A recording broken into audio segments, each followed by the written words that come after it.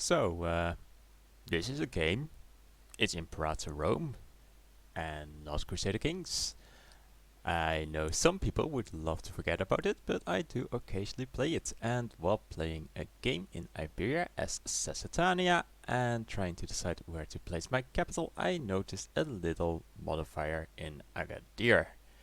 And that would be this, the Garam of Gadir, giving +1 base resource production and -4 slaves needed for local surplus. And I thought that was pretty cool.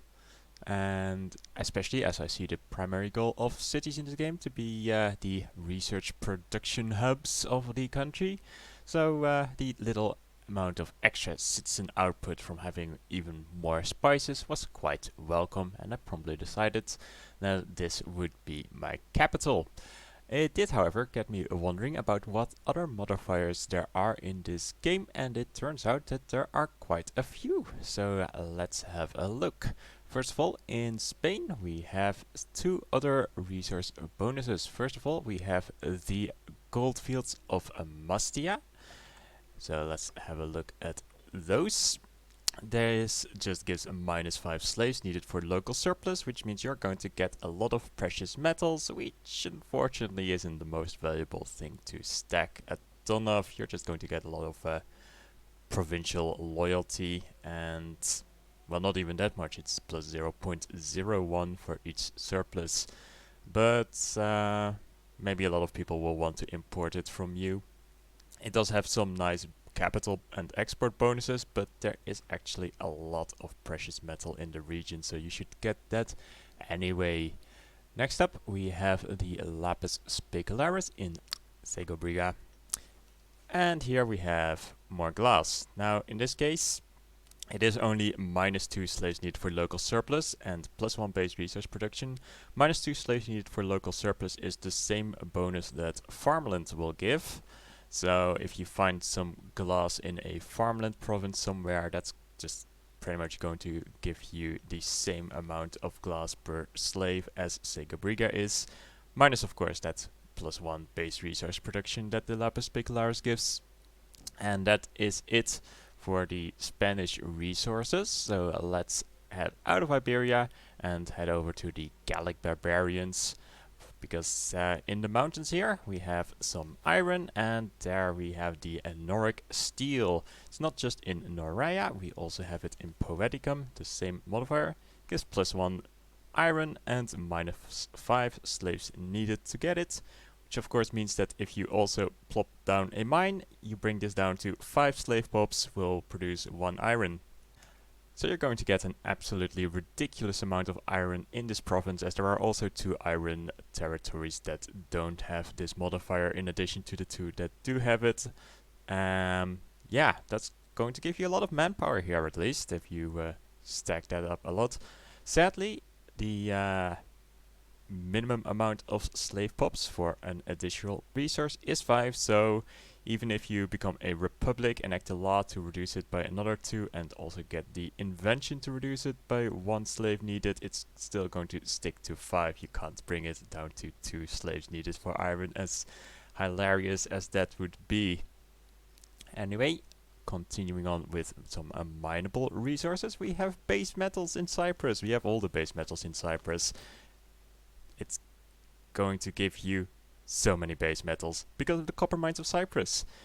-4 slaves needed for local surplus on all 4 of these base metal territories. It's just going to be absolutely absurd.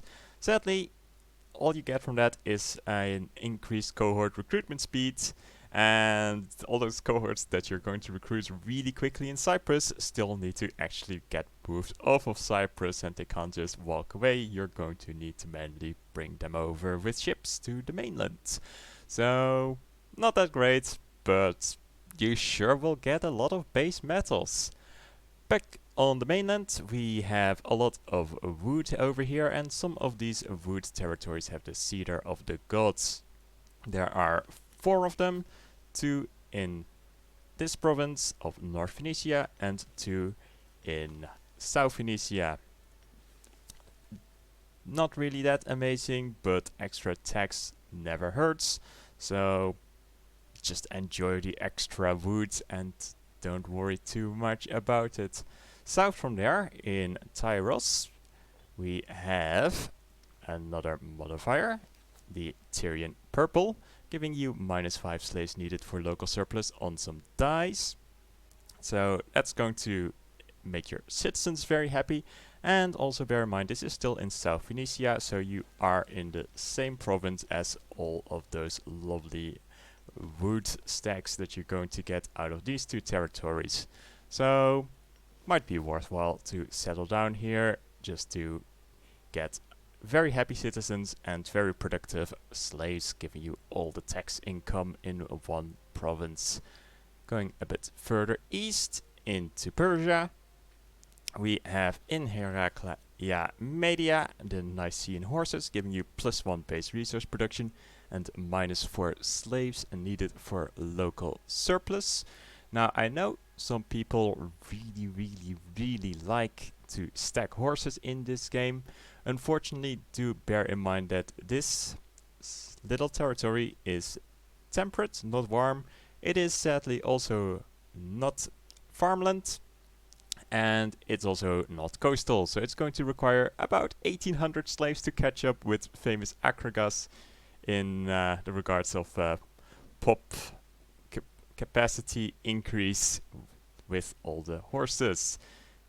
Not impossible to reach, but it is going to take a while to get to that point. And if you're not a republic and you don't have the law for -2 slaves needed for surplus, you're going to need even more than those 1800 slaves. So not particularly realistic of a scenario. You're also going to miss out on the trade routes that Akragas gets due to it being a coastal province with 2 ports. But at least there is a larger variation of resources naturally occurring in this province, so the lack of the trade routes might not be too bad. If you're trying to get all possible resources, well, you already have more present in this province, so you don't need to import those. Lastly, heading back to the Mediterranean, we find some glass on Rhodos with the Rhodian glass workshops, giving -5 slaves needed for local surplus.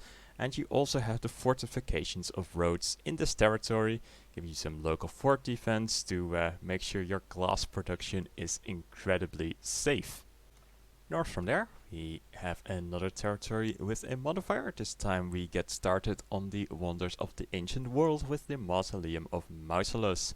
Of the 7 ancient wonders, 5 are present at the start. The other 2 are the Colossus of Rhodos, which can be built by Rhodes, and the Lighthouse of Alexandria, which can be built by whoever holds Alexandria.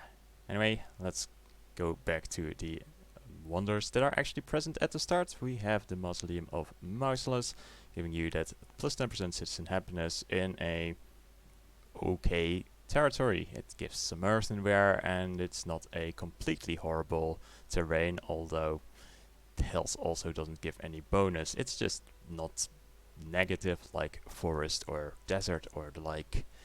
North from there, in Ephesus, we have a slightly more tempting territory as it produces papyrus, and in it we find the Artemis Temple, which gives the exact same effect as the Mausoleum, +10% citizen happiness.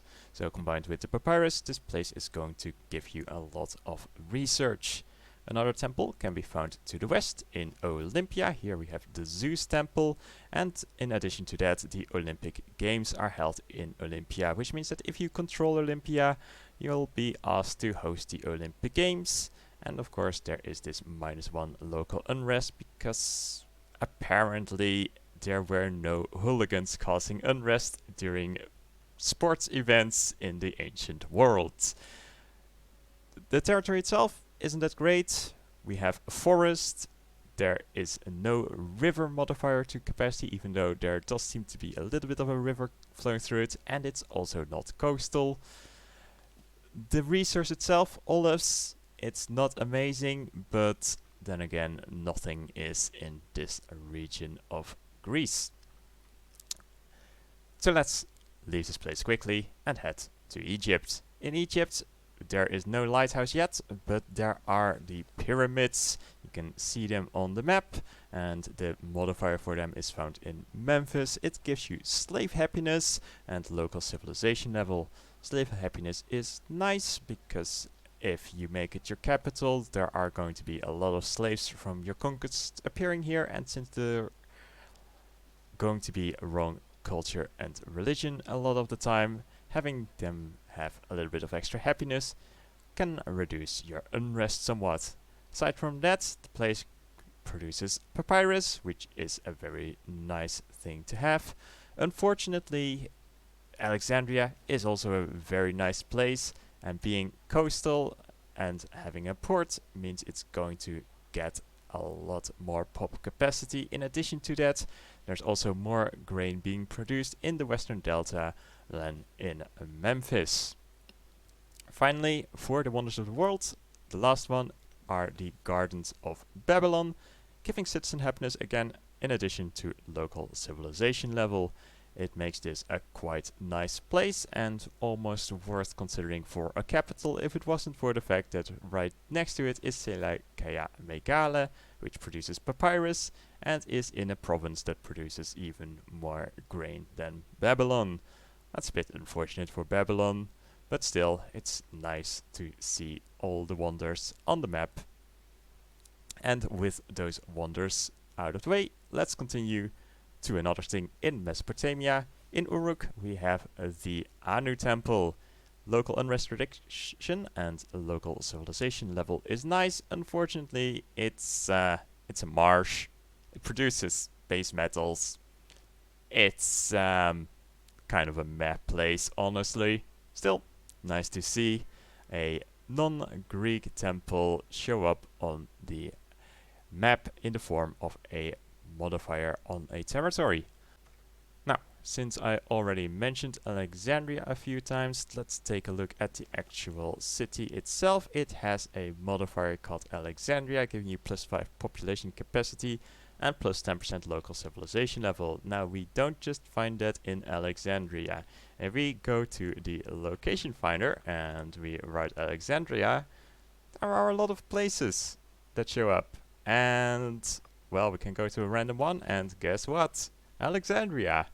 All of these places have the Alexandria modifier, and not just them, there's even Bukavalia in India that also has this Alexandria modifier. The modifier itself is quite nice, giving you a flat +5 population capacity. It doesn't sound like much, but all the percentage increases you can stack from various sources, of course, will increase that. And if you compare it to an aqueduct, that gives +4, meaning this modifier is slightly better than just having a free aqueduct. Some other Greek things in the world can be found in Greece itself. There are 3 bonuses to civilization level we can find over here. First of all, in Athens there is the Academy. Next, in Epidaurus there is the Asclepion. And lastly, in Megara there's the Megarian School, giving +15, +10 and +5% local civilization level respectively. Most of these territories aren't too wonderful, Athens being the best, having farmland and a coastal port, but still what you're actually producing here is precious metals, which is, yeah, we already mentioned precious metals back when we had the gold mines in Spain. Lastly, for our modifiers, we're going to find some straits. First of all, there is the Hellespont and the Bosporus modifier. Hellespont modifier can be found in Sestos and Abydos and gives +10% fort defense and commerce value. Same modifier in effect for the Bosporus, and this is found in Byzantium, Rebus and Chalcedon. The territories are decent for the most part. Byzantium might not be the best, being a forest, but then again it's Byzantium, so that's probably not going to stop anyone from making it their capital. Sestos can also be very nice. It has food, which means that you can build a city here and the produced good will change and you might get something very nice. On the other side of the Mediterranean, back in Spain, we have the Pillars of Hercules in Belo and in Tinga. Tinga is probably the best place in Tingitania because it does not have any farmland, and at least it's the one and only port that the province has. So you probably want to make it the provincial capital, but still, it being a forest with mere earthenware, it's not much of a country's capital site. Belo, on the other side of the strait, has fish, which means that you can build a city here and perhaps get something good out of it. But remember, this is also where Agadir was, so you can just sit on those spices and you'll have a decent place for this province. There are a few other unique modifiers that can show up by either playing as Epirus, Carthage, the Seleucid Empire, or owning Alexandria in Egypt, or forming certain empires, but as none of those are present right at the start of the game, we're not going to cover them in this video, and instead you can go find out for yourself what these are. If you're interested in seeing some actual gameplay, I'd like to recommend you to head on over to Lelling's channel. This is also Lelling, as he recently recorded while we were playing Imperator Rome in multiplayer, and the first video of that has been uploaded a few hours before this one, so go check it out. The link will be in the description.